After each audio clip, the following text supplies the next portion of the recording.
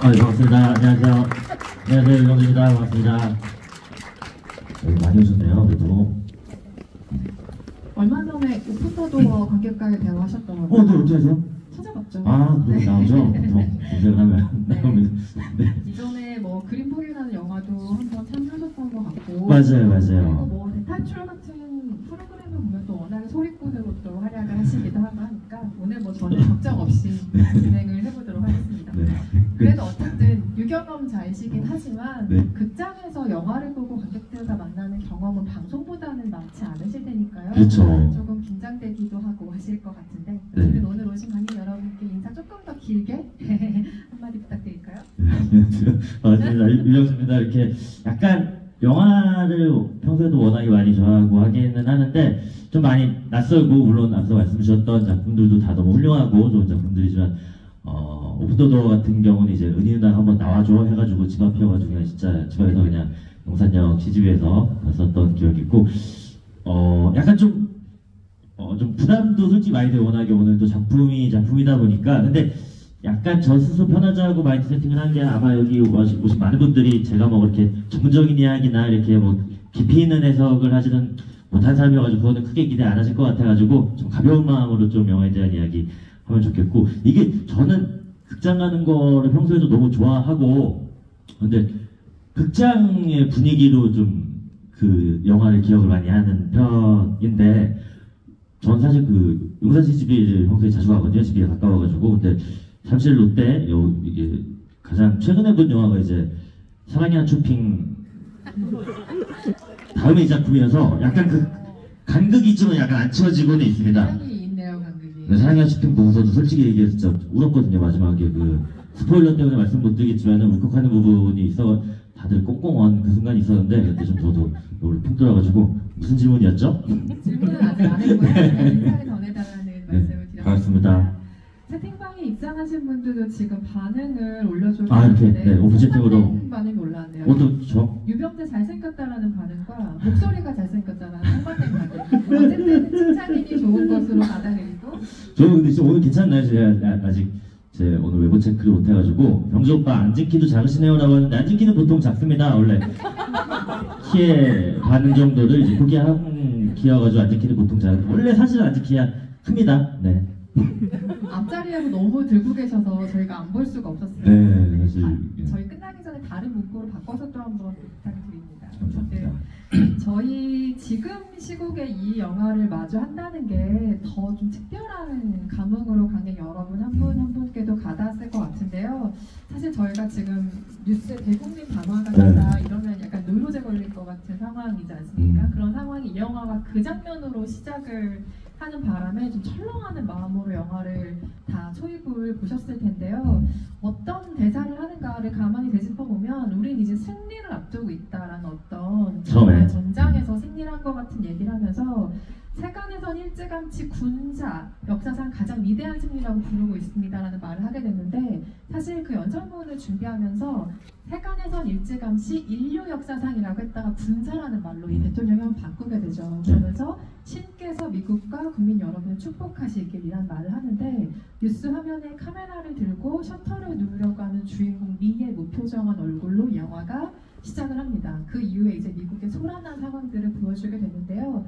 이 쭉 따라가는 영화 안에서도 정말 갖가지 감흥들을 느끼셨을 텐데, 일단 전반적인 소감이 궁금해요. 처음부터 쭉 이 영화를 통과하고 나서 어떤 감정들이 좀 드시던가요? 네, 사실 말씀 주셨지만은 저희가 오늘 이런 자리라든지는 어제 오늘 이렇게 하자 이렇게 한 게 아니라 더 이전의 이야기가 됐었고, 저도 이제 저 같은 경우 이제 스크리너로 먼저 받아가지고 감상을 하게 됐는데, 사실 말씀 주신 그런 상황이 아니었어도 워낙에 연출이나 이런 면이 너무 리얼하고 해서 진짜 약간 끔찍한 마음으로 보게 됐는데, 말씀 주신 것처럼 진짜 좀 공교롭게 또 좀 현재 상황이 이렇게 돼가지고 되게 좀 오들오들 떨면서 봤었던 것 같아요. 어떤 진짜 좀 호러 영화나 막 귀신이 나오거나 좀 약간 진짜 판타지 같은 공포 영화들보다도 저 너무 끔찍하고 처참한데 라는 생각이 들면서, 또 이게 뭐 이따가도 얘기하겠지만 워낙 뭐 총격신이나 이런 것들도 연출도 어떻게 이렇게 또 잘 해가지고 더 약간 좀 현실적으로 와닿았었던 것 같습니다.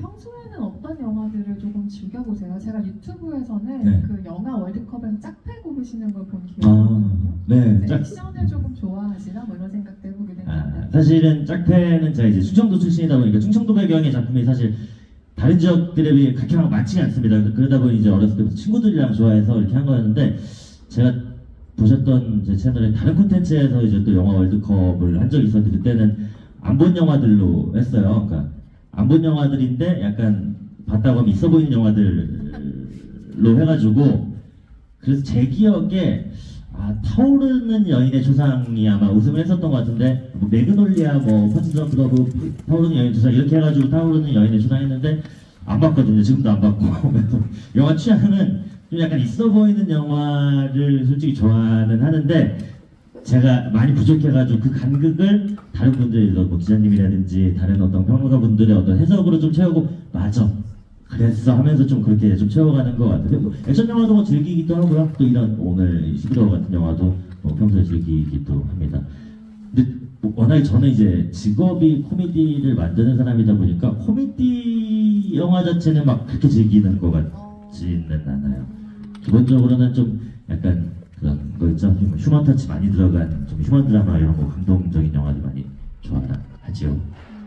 제가 왜 선호하는 장르, 좋아하는 영화 취향을 여쭤봤냐면, 영화를 보기 전에 저희가 항상 그 영화에 대한 기본적인 정보들을 접하고 뭐 배우나 감독 이름을 확인하기도 하고 시놉시스를 보기도 하면서 이런 영화가 되겠구나라고 대략적인 상상을 하고 극장에 그렇죠. 기대를 하고. 그런데 그 기대와 좀 맞아 떨어지는 경우가 있고, 네. 이거 좀 정반대인데 맞아요. 내가 생각했던 장르적인 경험이 아닌데 그럴 때 있어요. 인상을 주는 작품이 있잖아요. 네. 이 영화가 어땠는지 궁금했어요.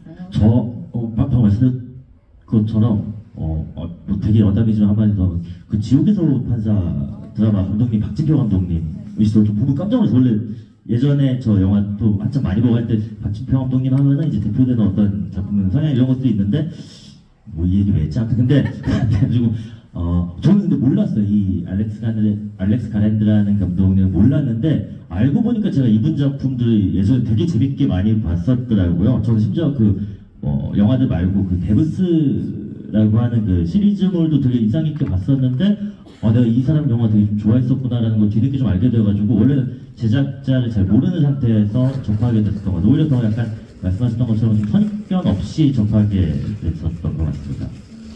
보고 난 뒤에 정말 서늘한 감정을 느꼈다고 아까 잠깐 말씀해 주셨는데, 네. 저는 그 서늘함이 이 영화는 약간 두 가지로 나뉠 것 같아요. 아주 현실적인 두려움에 가까운 두려움을 느끼면서 볼 수도 있을 것 같고, 네. 아니면 이 영화 안에 상황들이 좀 두렵긴 하지만 정반대로 어느 정도 좀 마음의 거리를 유지한 채 보는 감상도 가능한 영화 같거든요. 어느 쪽에 좀 더 가깝게 보신 것 같아요? 아무래도 어쩔 수 없이 좀 전자였었던 것 같아요. 그러니까 뭐 뒤에도 뭐 이야기가 나올 수도 있겠지만, 이 영화가 좀 많은 부분들을 생략하고 가는 지점들이 있잖아요. 근데 그게 뭐 연출적으로나 아니면 이야기적으로나 일부러 좀 어떤 스킬로서 이렇게 생략하는 것도 있겠지만은, 사실은 그게 생략이 아닌 것처럼 느껴지는 지점들이 꽤 많이 있었거든요. 그래서 어쩔 수 없이 약간 좀 자유롭게 열어놨다고는 생각은 하는데, 그래도 좀 약간 끌려갔었던 부분이 있었던 것 같습니다. 보는 사람 입장에서는. 저도 이 영화를 다른 시기에 접했다면 또 제가 어떤 감상을 가지고 이 영화를 따라갔을지가 궁금하긴 한데, 하필이면 또 이런 전국의 소란한 상황들이 있은 뒤에 혹은 그 시기에 이 영화를 봤더니 좀 같이 이렇게 트랙이 굴러가는 듯한 인상이 있더라고요. 그래서 어느 정도 영화에는 거리를 유지하면서 본다고 생각하는 편이긴 한데, 이 영화만은 그 거리 조절이 좀 잘 되지 않았던 이런 인상이 있습니다. 실제 어떤 레퍼런스라고 한다면 이 영화가 실화 소재를 다룬 영화는 아니지만, 우리가 2021년에 미국의 국회의사당이 점거된 어떤 영상들을 뉴스를 통해서 보기도 했잖아요. 2020년에 미국의 대선이 치러졌고, 그때 부정선거 음모론을 주장한 그 트럼프의 강성 지지자들이 선거 의회 인증일에 그 국회의사당을 점거한 사건이 있었는데요. 이 사건이 왜 저는 인상적인 기억으로 남았냐면, 외부의 테러가 아니라 자국민에 의해서 미국의 의사결정 기관이 점거된 사건이라는 점이었는데, 당시 도널드 트럼프, 그러니까 현 대통령 재당선인이자 당시에는 이제 대통령직에서 내려가야 하는 상황이었는데, 우리는 싸울 거다, 죽도록 싸우지 않으면 우리에게 나라는 없다라는 발언을 하면서 또 이 강성 지지자들의 어떤 행동을 부추긴 면도 있었다는 생각이 드는데 영화가 그 영향을 받았다는 말을 공식적으로 감독은 한 적은 없어요. 하지만 무언가 이런 내란의 분위기가 조금씩 감지되는 현 상황들을 씨앗 삼아서 새로운 이야기들을 구성했던 게 아닌가라는 짐작 정도가 가능한 것 같고요. 오늘은 차차 또 이야기 나누겠지만 이 영화가 굉장히 새로운 시도들을 많이 했어요. 네. 그 중에 가장 흥미롭게 느껴졌던 지점이 무엇일까 궁금한데 가령 예를 들어 보자면 보통 미국의 전쟁을 그릴 때는 다른 나라와 치르는 전쟁을 얘기하는 경우가 많죠. 그렇죠. 그런데 내전을 배경으로 한다는 점도 좀 독특하고요. 그리고 여러 장르가 좀 혼합된 인상을 주죠. 어떻게 보면 포스트 아포칼립스 장르 같기도 하고 어떻게 보면 전쟁 영화인데 또 독특하게 로드무비로 흐른다는 말이죠. 그래서 어떤 이런 장르적인 인상을 집어주실 수도 있을 것 같고요. 가장 흥미롭게 느껴졌던 지점이 뭘까요? 말씀 주셨던 부분 다 너무 동의를 하고, 근데 저는 이런 얘기하기에 맨날 할 때마다 좀 너무 되게 창피하고 좀 쑥스러운데 글 쓰는 사람이어가지고 좀 항상 볼 때마다 시나리오를 위주로 많이 보게 되는데 이분 특징이 그렇더라고요. 그러니까 이게 사실 물론 아주 예전의 이야기를 쓰는 것도 힘들고 아주 먼 미래의 이야기를 쓰는 것도 힘든데 개인적으로는 근미래나 대체 역사를 쓰는 게 가장 어렵다고 생각을 해요. 왜냐면 조금 더 현실적인 이야기를 하면은 영화나 드라마 같은 경우 이제 만드는데 뭐 한 달, 두 달 걸리는 것도 아니고 거기에도 소요되는 시간 분명히 있을 텐데 근미래의 이야기를 조금만 잘못 만들어도 되게 유치하고 틀린 사람이 될 수 있는 이야기인데 이분이 예전에 뭐 엑스마키나라는 영화도 그렇고 이번 이 11호 작품도 그렇고 되게 근미래를 다루고 있다는 어떤 시나리오 차관점에서 저는 좀 인상 깊은 부분을 많이 봤어요. 이게 사실 진짜 용기랑 자신감이 많이 필요한 작업인 게 저 같은 경우는 이제 제가 예전에 썼던 작업에서 클럽하우스를 여러분들이 기억 못하시는 분들이 아마 대부분이실 겁니다. 클럽하우스라는 그 이제 음성 채팅하는 어플 서비스가 잠시 잠시 반짝했었던 네. 그때 제가 한참 대본을 이제 쓸 시기여가지고 야 이거는 제가 몇 번 써보고서 이거 무조건 앞으로 대세가 된다. 인스타그램 끝났고 이거다 하면서 썼는데 대본 쓰고 제작되는 기간 동안 아무도 클럽하우스를 기억하지 못하는 상황이 돼서 저같이 부족한 사람이 이렇게 되는데 약간 저도 그 지점을 좀 집중해서 봤었던 것 같습니다. 그렇죠. 영화가 제작될 때는 보통 몇 년 이상의 기간이 소요가 된 뒤에 공개가 되는 것이기 때문에 그 시의성을 놓치기가 정말 어려운데 또 이 영화는 공교롭게도 혹은 행운이게도 그 시간차가 발생하는 바람에 우리에게 엄청나게 현실적인 이야기로 다가오는 효과가 되었습니다. 그래서 더 진짜 엄청 임팩트 있게 왔었던 것 같아요. 우리가 막 SF 영화 막 몇백 년 뒤 막 이런 거 보면은 아직 말이 돼 하면서도 그냥 허황되게 좀 약간 마음의 문이 열리는 게 있는데 이 영화 진짜 막 뉴스를 보는 건가 싶을 정도로 너무나 기가 막힌 또 현실감을 전달해 주니까.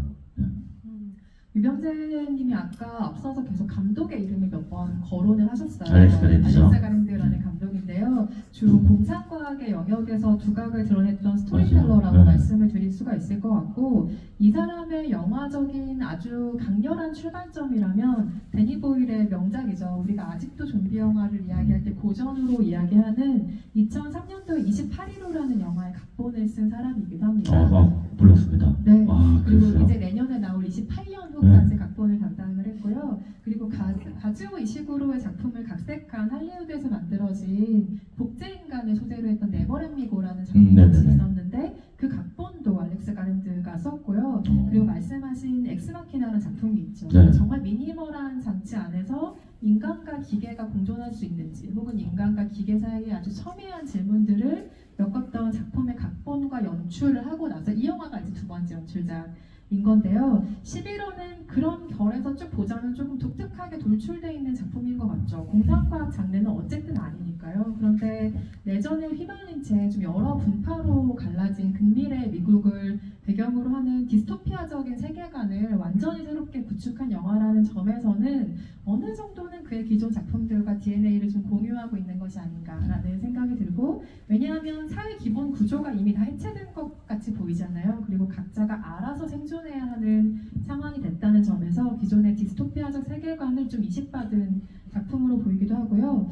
저는 최근 미국에서 만들어진 전쟁 영화들을 볼 때 굉장히 섬뜩한 게 이 영화를 포함해서 지금 넷플릭스에서 여기서 말해도 되죠? 방송이 아니니까 넷플릭스에서 보실 수 있는 리브 더 월드 비하인드라는 작품을 저 봤어요. 근데 이 작품도 사이버 공격에서 시작된 그 테러 이후의 재난 상황, 전쟁 상황을 다루고 있는데 이렇게 현실적인 전쟁과 테러와 공격의 상황들을 보여주는 보여주고 있는 게 요즘 할리우드의 하나의 중요한 시선 같다는 생각도 합니다. 아 그래요. 네. 저 방금 기자님 하셨던 말씀을 진짜 거짓말 안 하고 그대로 외워서 제가 이제 써먹으려고 하거든요. 어떤 네. 이분의 어떤 각본 쓴 이런 거 네. 디스토피아 뭐 이런 것들을 네. 감사합니다. 지금 녹음이 되고 있으니까 귀한 자료가 되길 바랍니다. 네. 네.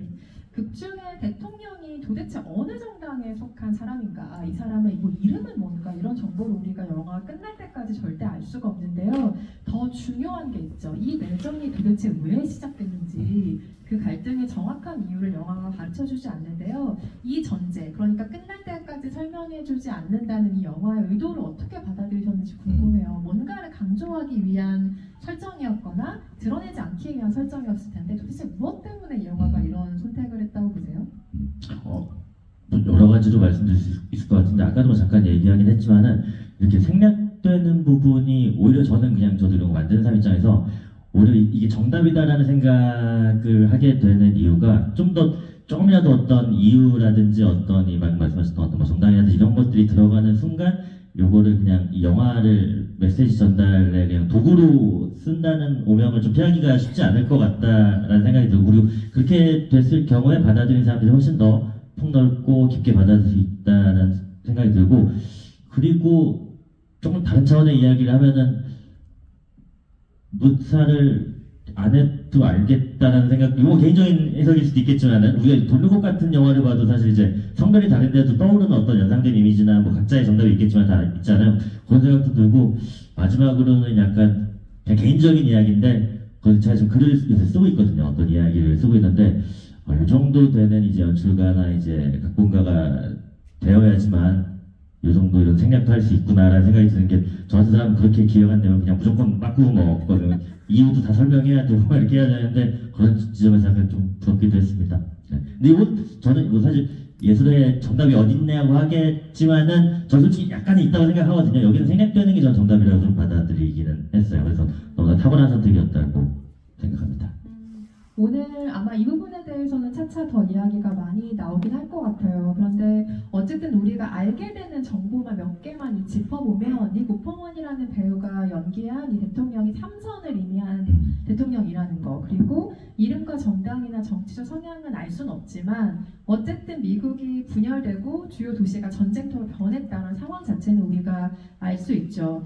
저는 영화를 볼 때 이게 되게 독특하다고 생각되는 지점이었는데 여기서 분리주의를 주장하는 파가 있잖아요. 서부연합이라고 하는 웨스턴포스가 있는데 실제 미국이라면 절대 연합하지 않을 것 같은 텍사스랑 캘리포니아가 연합하는 되게 희한한 구도를 보여주고 있죠. 그리고 플로리다에서도 뭔가 독립적인 분리주의가 일어나고 있는 상황인 것 같고 대국민 연설을 어떤 단어들을 유추해 봤을 때 이 사람은 굉장히 권위주의적인 언어들을 가지고 있는 사람이죠. 그래서 그런 행동들로 이어졌을 것 같은 하나의 단서가 FBI가 이미 해체된 상황이다. 뭐 이런 말이 나오기도 하고 시민에 대한 공습을 자기가 직접 명령했다라는 것도 나오기도 하고 기자들이 워싱턴에 가면 바로 총살되는 게 이상하지 않은 상황이라는 것 정도를 우리가 공유할 수가 있죠. 그래서 언론이 미국의 적이라고 공공연히 말하는 미국의 한 분이 계시죠. 그래서 그분이 느슨하게 떠오르긴 하지만 어디에도 그 이름이라든지 진보, 보수 이런 그렇죠. 식의 단어는 절대 등장하지 않는 좀 영리한 방식의 영화라는 생각이 드는데 워싱턴 DC, 뭐 뉴욕, 샬럿힐츠 같은 지명은 우리가 다 알고 있는 현재 미국의 지역이기도 하잖아요.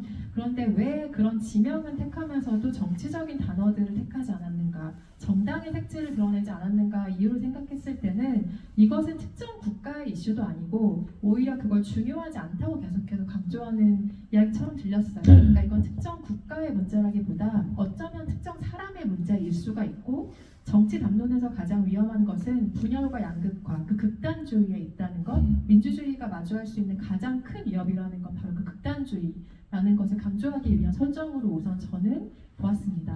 이거 근데 네. 이 채팅방은 운영이 안 돼. 제가 지금 이게 멈춰 있는지 올라오지 않는데 저만 그런 건가요? 채팅방에 지금 계속 글이 올라오고 있는데 아무 부분이나 뭐 안녕 이런 것만 한번 좀 해주세요.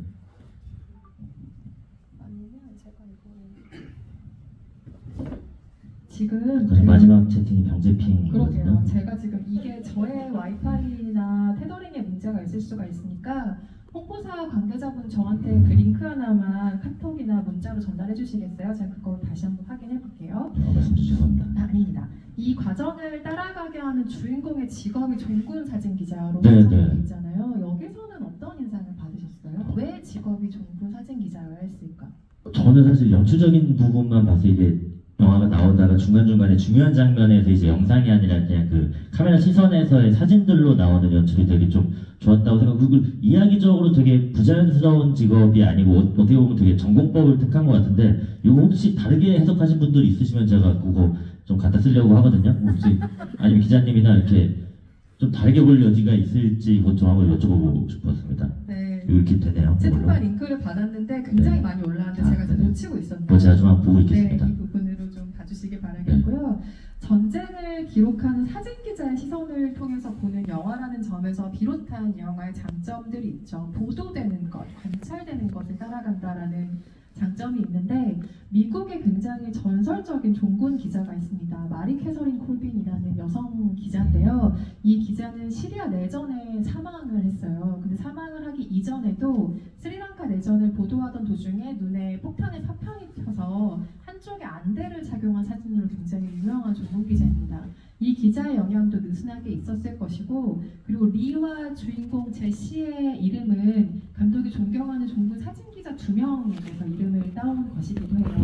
이는 용감하게 좀 직업 정신을 발휘하는 사람이지만 참혹한 풍경에 무감해진 사람이라는 점도 굉장히 영화가 중요하게 포착을 하는데요. 아마도 직업적인 권태라기보다는 회의감에 좀 젖어있는 사람으로 묘사가 되고 있습니다. 근데 그 회의감도 영화가 설명을 해주고 있어요. 내가 이렇게 목숨을 걸고 전장을 누볐지만 아무도 들어주지 않는 경고가 됐다. 그러니까 끝내 내 작업은 유효하지가 않았다라는 데서 오는 회의감도 아마 일하는 사람을 휘감고 있는 것이 아닐까라는 생각이 들죠. 그래서 저는 좀 인상적인 장면으로 영화가 끝나고 의외로 기억에 남았던 게, 욕조 이렇게 몸을 담그고 이렇게 눈을 가리고 있는 장면이 있잖아요. 그때 그 리에에게 떠오르는 참상황의 잔상들이 있는데, 슬로우 화면으로 차를 계속 쫓아가고 분쟁 지역에서 사진을 찍는 자기의 모습이라거나, 사람이 죽고 막 폭발이 일어나고 피를 흘리면서 쓰러지는 사람들, 몸에 불이 붙는 사람들, 이런 것을 계속해서 혼자 있는 순간에 떠오르는 그 상념들이 지금의 리의 상태를 만들지 않았나라는 생각이 들었고, 그리고 중요한 것은 이들 모두에게 일종의 도파민 중독 상태가 있죠. 그 도파민 중독이라는 게 너무 즐거워, 막 일이 진짜 재밌다, 이런 도파민이 아니라 필요한 모든 수단을 이용해서 특정 사진을 얻어야 되는 게 전문 사진 기자의 임무이기 때문에 자기를 위험에 계속 빠뜨리는 데서 오는 이상한 도파민 같은 것들이 이들을 휘감고 있죠. 이런 자연스러운 흐름에서 전문 사진 기자라는 직업군이 앞으로 나설 수밖에 없었다라는 생각이 들고요. 채팅방 쭉 보시고서 혹시 궁금하신 내용들이 있었습니다. 이남 위원님, 이게 근데 어디 지금 영상이 송출되고 있나요? 아니면 여기 다 계신 분들이신 거죠? 계신 분들이 보고 계시고 녹화 중입니다. 네. 이남 위원님이 그 아까 답변을 미리 주셨던 것 같은, 기자들의 카메라가 총인 것 같은 느낌이 들었어요라고 이렇게 또 말씀을 주셨고, 질문인 것 같은데요. 그에 대한 의견이 어떠신지 한번.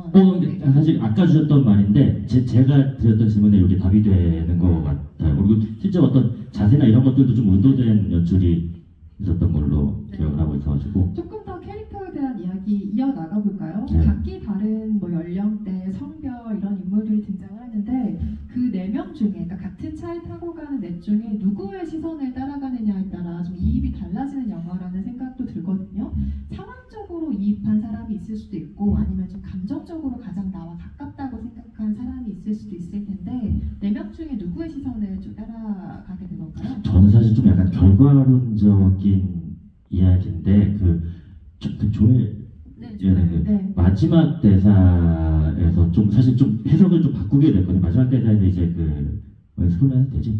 이제 대통령이 마지막을 맞을 때 뭐 한마디 해달라고 하고 살려달라고 하니까 이제 됐다고 하는 순간에 약간 이 캐릭터에 되게 오히려 다시금 이 영화를 돌아보면서 몰입하게 됐었던 것 같아요. 그래서 약간 조엘 시선을 따라가면서 봤었던 것 같습니다. 그렇죠. 그 대통령을 취재하기 위해서 사실상 지금 라디오나 방송으로는 무의미한 선정만 계속해서 반복하고 있기 때문에 지금 유의미한 어떤 이야기를 들으러 그 위험한 여정을 택했던 사람이 들을 말이 없다라는 식으로 정리를 해버리는 그 마지막 장면이 굉장히 서운한데요. 당연히 의도한 바가 느껴지시죠? 각각의 캐릭터들이 각각의 세대를 의미합니다. 노년, 그러니까 선임 기자 세미가 있고, 언급해주신 조엘 그리고 주인공 리가 상징하는 중년이 있고 가장 마지막으로 이 그룹에 합류한 청년 세대인 제시가 같이 이 동행을 떠나게 되는데요. 세대별로 서로를 보호하는 감정이 있다는 게 저는 굉장히 인상적이었는데 그 중에서도 리가 제시를 보호하는 방식이 있죠. 그러니까 자신의 과거를 제시에게서 받기 때문일 텐데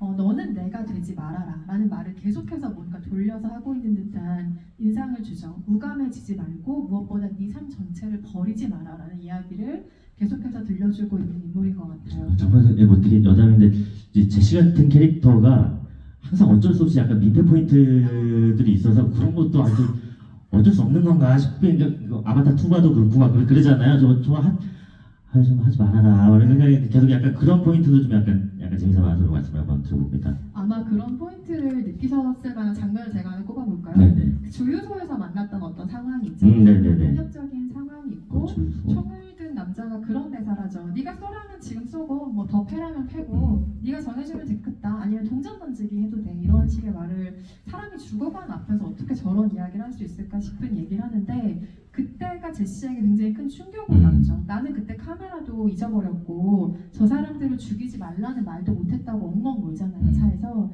그때 리가 그런 얘기를 하죠. 자기에게 그런 질문을 하다 보면 멈출 수가 없다. 우리는 묻는 사람이 아니다 라는 이야기를 하는데 그 장면에서 아마 조금 제시의 어떤 행동들을 답답해하시는 포인트가 아닐까 라는 생각도 해보기도 하고요. 뻔쳐서 그 주유소라고 부르는 게 맞겠죠. 어디 그렇죠. 그 주유소 장면이 되게 저는 개인적으로 임팩트 있는 장면 중에 한 장면이었었던 것 같아요. 그 이제 매달려 있고 사람들이 근데 그거를 대하는 그분이라고 걔도 이름이 나왔나? 아무튼 그 남자 이제 뭐 물어보는 그 남자가 그러니까 악을 묘사하는 방법에 있어서 아직 이 말 어떻게 들릴지 모르겠지만은 되게 밉게 보이진 않고 그러니까 너무 순수할 정도로 나쁘고 막 멍청해 보이게 묘사가 되니까 약간 예전에 그 액터 오브 킬링이라는 작품에서도 그런 식으로 악이 물론 그건 그 영화는 아니지만은 그런 식으로 묘사되는 게 오히려 약간 어떻게 보면 그거는 웃긴 연기를 한 것처럼 보이거든요. 그 배우가. 그래서 더 약간 좀 소름 돋고 야 저렇게 순수하게 나쁠 수가 있구나라는 생각이 들면서 근데 또 우리 주변에도 그런 사람들이 없지는 않네라는 생각이 들면서 되게 좀 끔찍했던 기억으로 남아있어 그 장면이. 액터 오브 킬링을 보셨어요?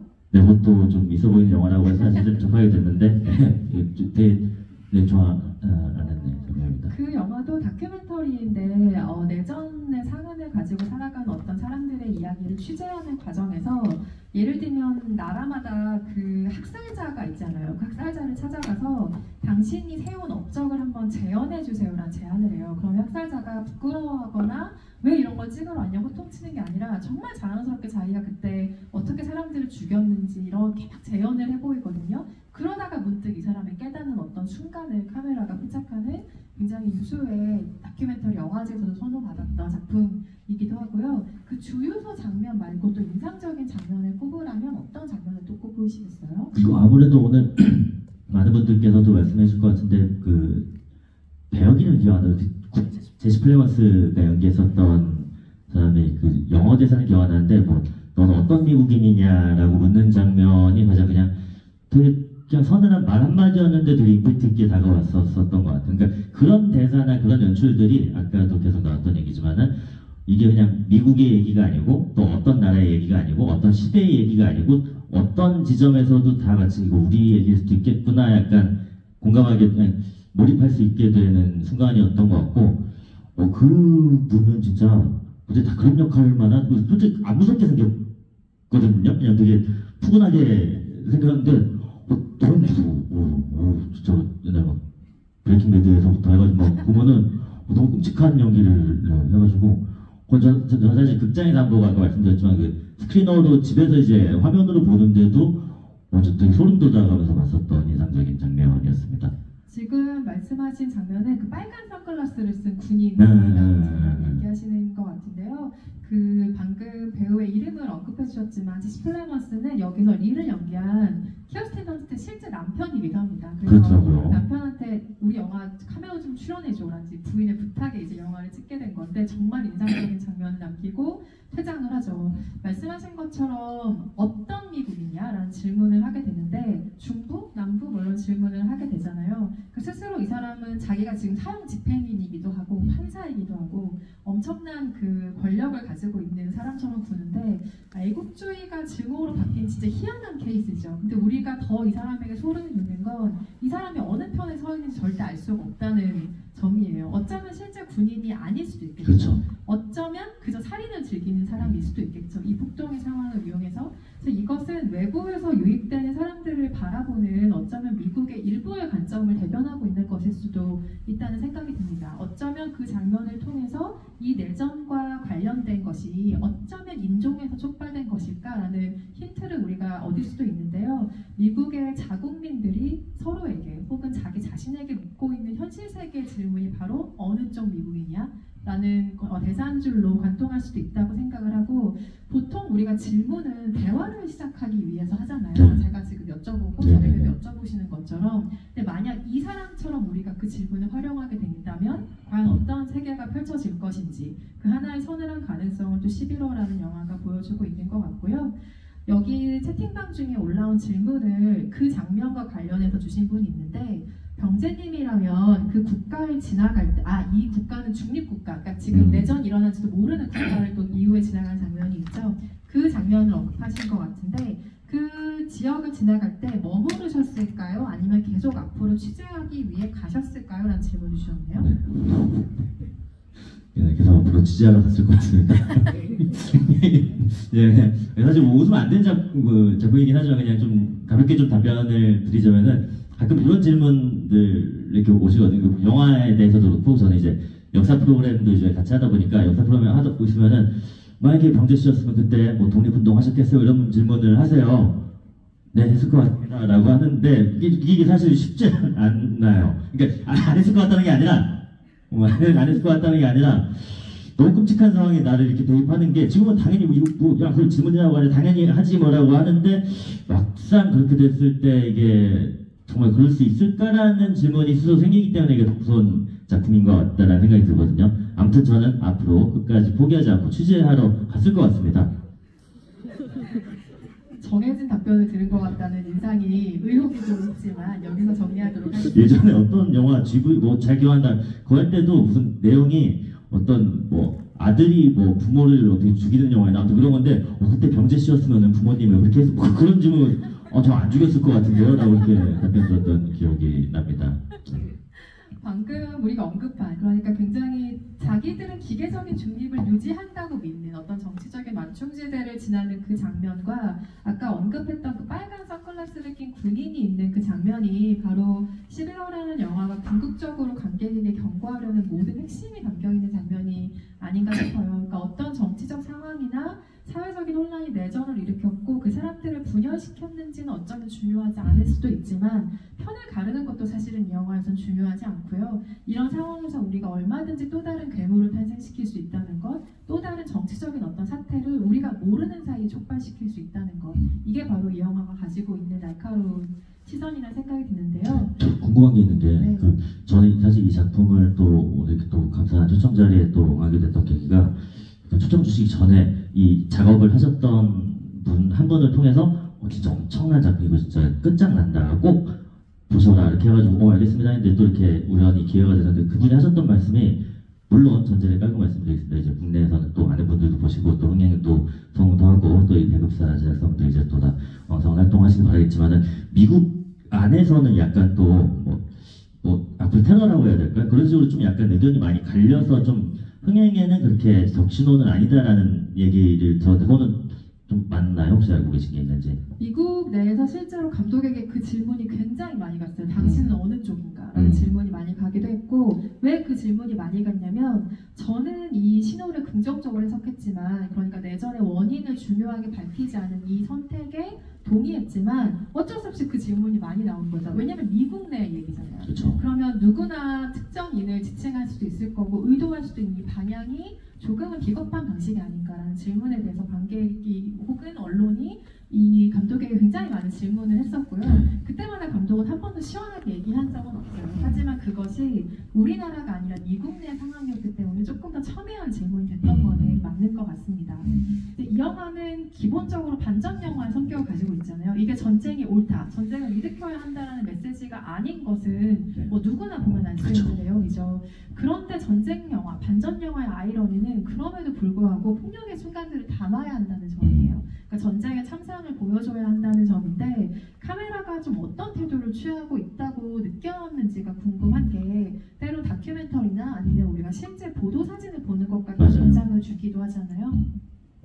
네, 그 굉장히 그 거리라고 해야 되나 이거 아마 칭하는 용어가 있을 텐데 카메라와의 뭐 인물 간의 거리나 아무튼 이런 것들이 되게 좀 차갑다라는 느낌이 받을 정도로 되게 냉철한 간격을 유지하는 거를 느꼈고 저는 약간 또 여쭤보고 싶었던 게 이런 지점들이 있어요. 항상 아까도 잠깐 얘기 나왔는데 이렇게 중요한 장면들을 이렇게 영상으로 보여주다가 중간중간에 카메라로 멈춰있는 스틸 사진으로 보여주는 연출이 되게 자주 등장하다가 마지막에는 이제 그 크레딧 올라간 엔딩씬에서는 이거 그 사진 찍는 카메라의 시선인데 그게 사진이 아니라 그냥 영상으로 이렇게 흘러나오잖아요. 이거 혹시 생각하신 연출의 의도가 뭐 있나요? 있으면 제가 좀 써먹으려고. 아니, 의도가 분명 이런 지점에서 제가 너무 창피한 고백을 합니다. 이런 지점에서 제가 항상 부족함을 느끼는 게 분명히 뭐가 있어. 근데 잘 모르겠어요. 그 의도가 뭔지.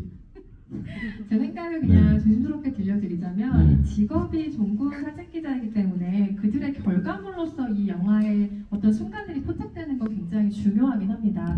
이를테면 이게 영상 카메라라고 했을 때는 굉장히 더 많은 앞뒤의 상황들이 담겼겠죠. 그렇죠. 그런데 이들은 단 한순간만 포착하는 사진기를 들고 있는 기자들이기 때문에 리의 말처럼 30장을 찍어도 단 한 장만 건져도 정말 잘 찍은 사진이란 얘기를 들을 정도로 수많은 셔터를 누르지만 제대로 된 시야 하나를 포착하기가 굉장히 힘든 지점들이 많을 수 있습니다. 그래서 저는 앞뒤 상황을 보여주지 않는 단 한 컷의 사진으로 설명하는 일에 대한 어떤 상징으로서 이 사진을 계속해서 보기도 했고요. 저는 이 영화의 어떤 폭력성이라든지 참상을 보여주는 방식들이 전쟁 영화의 그것과는 완전히 다르다고 느꼈어요. 무슨 뜻이냐면 전쟁 영화에서 보통 강조되는 어떤 인간애 같은 게 있죠. 누구를 구한다는 용기 같은 것도 있고 전우애 같은 것도 강조가 되기도 하고 어쩔 수 없이 그런 상황이나 감정에서 나오는 일종의 낭만성 같은 게 전쟁 영화에 드리워 있거든요.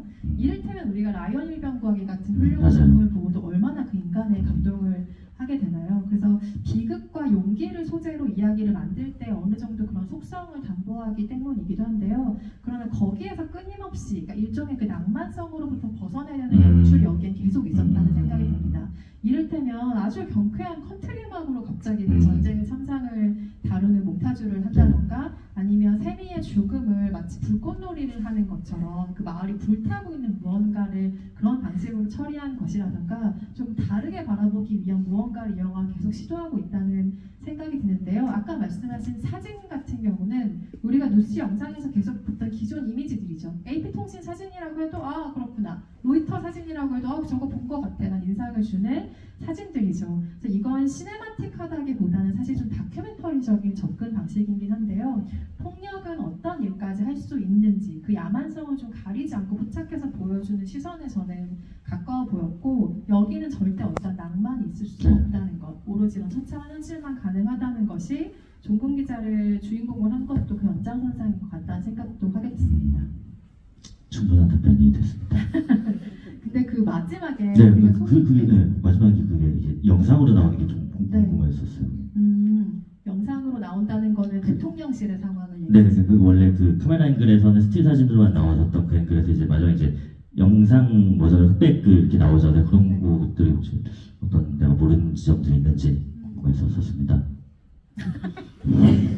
실제 그 대통령실에 진입하기 전까지 엄청난 액션 영화의 흐름처럼 보여지다가 그 지점만큼은 아주 서늘한 엔딩으로 문을 닫고 있는데요. 네이비실에 소속이 된 실제 군사 고문이 이 영화에 등장을 했었고 그 어떤 캐릭터로 등장했다기보다 액션 시퀀스의 고문으로 등장을 한 거죠. 그래서 실제 소속 군인들이 워싱턴 DC 장면들을 찍었는데 그때 감독이 주문하기를 평소처럼 그냥 군사훈련하는 행동을 하되 카메라를 신경 쓰지 말아달라는 얘기를 했다고 해요. 그때 사운드가 굉장히 인상적인데 어떤 전쟁 영화의 기본적인 스펙터클을 강조하기 위한 설계였다기보다 총소리가 진짜 리얼하다는 생각 안 하셨어요? 맞아요. 극장에서 보신 분들은 더 리얼하게 그 소리를 들으셨을 텐데 저는 그게 뭔가를 방어하기 위한 무기가 아니라 뭔가를 살상하기 살리기 위한 무기라는 사운드에 훨씬 가까웠어요. 저거 죽이는 소리구나라는 것에 엄청나게 가까웠고 무섭도록 뭔가를 쏘고 죽이는 효율성에만 집중된 소리라는 생각을 했어요. 그래서 아마도 그 소리를 굉장히 감각적으로 만들다기보다는 직설적으로 표현하는 방식을 택했을 거고 거기에 대항하는 셔터 소리가 굉장히 독특하게 귀에 남아 있습니다. 저널리즘의 역할을 계속해서 상기시켜주는 좀 알림 같다는 생각도 영화를 보면서 하게 됐고요. 리 얘기를 제가 아까 잠깐 했었는데 자기 작업으로 계속 경고해 왔다고 생각하는 사람이잖아요. 그 믿음으로 일을 해왔을 텐데 결국에는 그래도 이런 일이 벌어졌구나 라는 회의감에 계속해서 빠지는 인물이기도 한데 이런 상황에서 그 사람이 찍는 사진 그리고 나아가서 제시가 찍는 그 현장의 기록의 의미라는 건 대체 뭘까요? 그럼에도 왜 그렇게 기록들을 남겨야 할까요? 너무 약간 개인사를 얘기할 수는 없지만 약간 저도 어떤 이 사회를 살아가는 한 명의 구성원으로서 요새 조금 이제 제가 그 기성세대 치고 너무 귀엽게 생기긴 했는데 이제 거의 마흔을 바라보는 사람 입장에서 일종의 좀 무력감 같은 거를 계속 느낄 때가 있어요. 아니 그래도 20대 뭐 30대 초반까지만 해도 나 개인의 영향으로 내가 뭔가를 좀 바꿀 수 있어라는 생각이 드는데 요새는 좀 약간 그 순응하고 살자라는 생각을 할 때가 많은데 저도 이제 리의 역할이나 진의 역할을 보면서 그럼에도 불구하고라는 의지를 계속 좀 다졌었던 것 같아요. 물론 어떻게 보면 이 영화 안에 있는 텍스트적인 이 소재랑은 상관없는 감상을 느낀 거기는 하지만은 그럼에도 불구하고 계속 해나가야 되는 그러니까 경고라는 단어는 이제 먹히지 않았으면 의미 없는 단어인 거잖아요. 그럼에도 불구하고 계속 해나간다는 게 그리고 그게 또 심지어 이제 제시로 이어져가는 과정이 또 진짜 그 끝나가는 그 순간이 제시의 카메라에 또 오롯이 담겨있고 어떤 의지나 이런 것들이 이어져가는 순간을 좀 느낄 수가 있었습니다.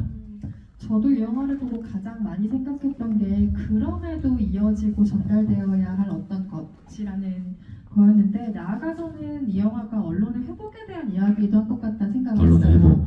요즘은 뭐 소셜미디어 쇼츠가 너무 모든 것을 압도하는 시대이기 때문에 예전에는 어떤 사람을 예를 들면 범법적인 어떤 일을 저질렀던 사람을 고발한다 혹은 사회적인 문제가 됐던 거를 경시의 차원에서 내보낸다라는 걸 언론의 역할이 다 했지만 사실 저는 그 기능이 굉장히 무력화된 시대이기도 하다고 생각하거든요. 여전히 그 기능이 살아있긴 하지만 주체가 사라진다고 해서 그러니까 찍는 사람이 사라진다고 해서 언론의 역할이나 기록의 역할 자체가 사라지는 건 또 아니라는 믿음이 있어요. 왜냐하면 정부 권력을 견제할 수 있고 사회를 고발할 수 있는 거의 유일한 기관으로서의 어떤 힘은 언론에 있다는 생각이 저는 여전히 있거든요. 그래서 견제 기관으로서의 저널리즘이 국민에게 신뢰받지 못한다면 권력을 향한 안정적인 균형 자체가 유지가 될 수가 없다는 어떤 그 서늘한 또 경고 자체를 영화가 하고 있는 것이 아닌가라는 생각이 들었고 아까 조엘에게 좀 이입해서 영화를 봤다고 말씀해 주셔서 이 질문을 해주신 것 같은데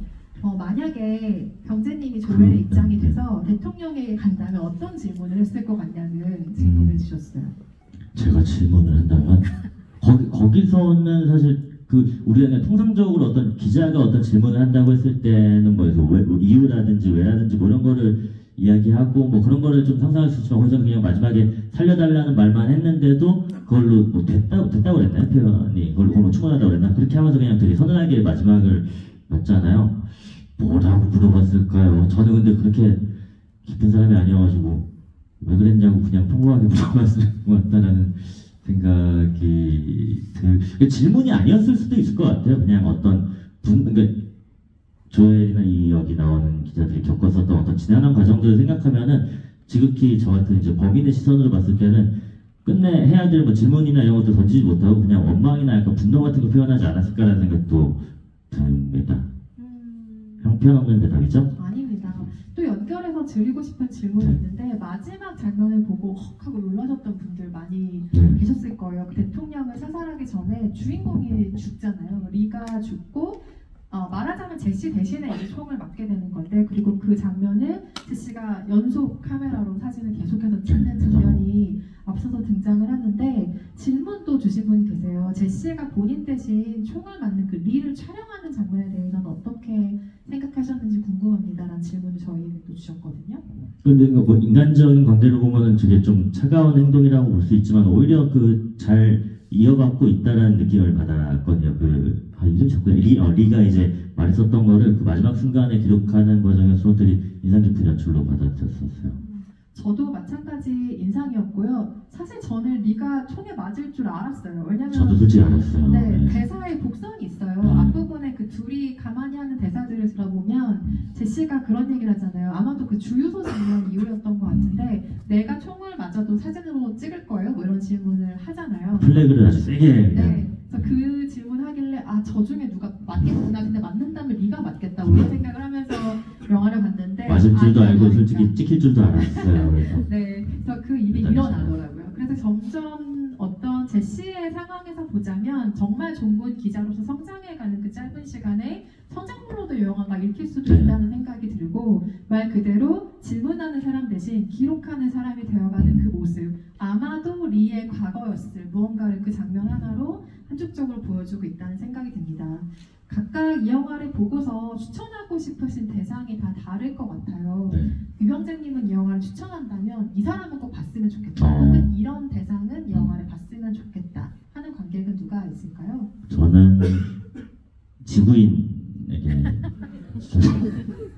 아니 근데 아까 했던 말이 연속이긴 한데 그런 것 같아. 이게 이렇게 반복되는 말이지만 어떤 미국의 일반도 아니고 또 뭐 대한민국의 일반도 아니고 전세 각지에 누구나 이제 진짜 공포를 느낄 수 있는 일이기 때문에 저는 이거 진짜 많은 분들이 좀 보셨으면 좋겠다는 생각을 진심으로 좀 강력하게 했었어요. 그래서 지구인 혹은 세계인에게 좀 추천을 하고 싶습니다. 정말 배급사와 수입사가 만족스러운 답변을 주신 것 같다는 생각이 들고 만약에 주변에 가까운 사람에게 저희가 알만한 사람에게 이 사람은 꼭 봤으면 좋겠다고 한 명만 딱 추천한다면 어떤 분 고르시겠어요?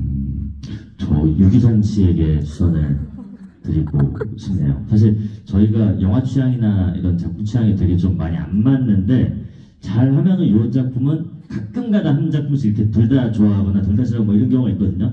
이 작품은 잘 하면은 서로 취향이 좀 맞을 수도 있겠다는 생각이 들어가지고 유기선 씨한테 한번 추천을 드려보도록 하겠습니다. 네, 어떻게 보실지도 굉장히 궁금하고요. 아주 날카로운 질문으로 생각을 여쭤본 분도 계세요. 국민에 대한 공습을 명령하는 대통령을 대통령이라고 부를 수 있을까요? 라는 질문 주신 분도 계시네요. 없겠죠. 없습니다. 네, 이게 본인이 또 그렇게 말을 했다는 거에 대한 별다른 죄의식이 영화에서 느껴지지 않는다는 점에서 정말 저도 당연히 동의할 수밖에 없는 내용인 것 같아요. 오늘 미리 보신 11화는 12월 31일에 개봉하기 때문에 주변에 좋은 입소문을 많이 부탁드리되 결정적인 스포일러들은 조금 피해서 전달해 주셨으면 좋겠다는 바람을 드리고요. 오늘 오신 분들은 근데 영화 정말 좋아하시는 분들이 아마 오신 것 같아요. 그렇죠. 개봉 전에 이렇게나 빨리 극장을 찾아주신 관객들인데요. 예, 진짜 저도 A24 영화를 너무 좋아해요. 실제로도 좋아하지만은 솔직히 좀 있어 보이잖아요. A24 그런 지점에서도 되게 좋아하는데 그래가지고 오늘 진짜 여기 오신 분들 진짜 정말 찐으로 영화 좋아하시는 분들이 많이 계신 것 같아요. 보통 이런 어떤 자리나 행사 같은 거 이렇게 오면은 제 팬분들이 많이 오시는 경우도 있어요. 저도 이제 오랫동안 활동을 했으니까 없는 것 같습니다. 그냥 정말로 그야말로 영화 사랑을 위해서 오신 분들 같은 이런 공간에 저 속해 있는 게 가끔 이렇게 진짜 좀 행복할 때가 있어요. 극장을 자주 가려고는 하지만은 또 약간 뭐 바쁘다는 핑계로 자주 부르지 못하는데 약간 그냥 간헐적인 동호회 사람들 이렇게 만난 것 같은 느낌이 들어가지고 여기 다 진짜 뭐 다들 익스트림 모비라든지 뭐 저기 DP 매니아 이런 거 다 하시는 분들 같아가지고 반갑네요. 다 이런 분들이셨군요. 네, 반가움을 이렇게 전해주셨고요. 12월 31일에 개봉하는 11호가 최근에 또 우리가 겪었던 국내적인 상황과 아주 무관한 이야기가 아니기에 훨씬 직설적이고 감정적으로 증폭되는 경험들을 오늘 하셨을 거란 생각이 듭니다. 그 시간들을 통해서도 우리에게 지켜야 될 가치가 분명히 무엇인지 그리고 우리가 지양해야 될 것은 무엇인지를 분명하게 확인하는 기간이었다는 생각이 들어서요. 관객 여러분들의 마음 안에도 이 영화가 조금 남다른 의미로 다가가지 않았을까 싶고 마무리할 질문으로 정말 멋진 질문 한 분 주셨는데 네. 이거 가능할지 모르겠는데 네. 마지막으로 11호 삼행시 부탁드립니다. 이야 정말 저 같은 경우는 이제 삼행시 달인입니다. 그래서 딱 보기만 해도 단어들의 어떤 이런 것들이 좀 많이 돌아요. 여기에서 뭐가 가능하겠다 뭐가 가능하겠다 하는데 시들워 사실 약간 나쁜 유혹들이 많은 단어입니다. 그러니까 나쁜 유혹이라는 것은 보통 삼행시가 잘못 풀리는 경우에는 그냥 욕만 하고 끝나는 경우가 있는데 11호 한번 제가 해보도록 할게요. 뭐 문을 띄워주시면은 어떻게 될지 모르겠는데 아무튼 여러분들 11호 한번 오늘 띄워주시죠. 12월입니다. 올 한 해가 다 이렇게 끝나가는데요. 여러분들 정말 우리가 정말 이렇게 해가지고 뭐 행복한 순간들도 있고 또 슬픈 순간들도 있고 빌어먹게 어려운 상황들도 있고 그렇지만은 우리 모두 다 함께 이렇게 2024년을 잘 보내고 또 이제 2025년을 맞게 됐습니다. 와인이 이런 마무리일 줄은 너무 생각했어요. 제가 선행 감사합니다. 멋있다. 선행수로 잘생겼다. 너무 호응 잘해주셔서 너무 감사할 뿐이죠. 삼행시로 웃겨본 지가 5년이 넘었어요. 그래서 항상 힘든데 어떻게 또 이렇게 또 마무리를 하게 됐네요. 아무튼 뭐 잠깐 아까도 얘기했지만 오늘 여러분들 만나뵙게 돼서 진짜 너무 반갑고 진짜 또 좋은 영화 있으면은 또 이렇게 또 좋은 자리 또 초청을 해주시면은 여기 계신 분들 뭐 또 이렇게 또 뵙는 자리에 또 있으면 좋겠고 11호 진짜 이 소문 많이 내주시고 여러분들 많이 보시면 좋을 것 같아요. 주변에 뭐 친구분들 가족분들하고 함께 또 애차 관람하시는 것도 너무 추천을 드려봅니다. 네, 오늘 마지막에 삼행시로까지 또 저희 시간을 알차게 채워주신 이병재님께 다시 한번 큰 박수 부탁드리고요. 시즌을 개봉하는 11월 분열의 시대 많은 성원 부탁드리고요. 아까 제가 시작 전에 말씀드렸던 끝까지 보신 이후에 받아가실 수 있는 엽서와 스티커 세트는 퇴장 시에 나눠드립니다. 받아가시길 바라겠고요. 오늘 같이 영화 이야기 나눠서 즐거웠습니다. 감사합니다. 감사합니다. 감사합니다. 행복한 주말 보내세요. 같이 지나는 새해가 네, 행복하세요.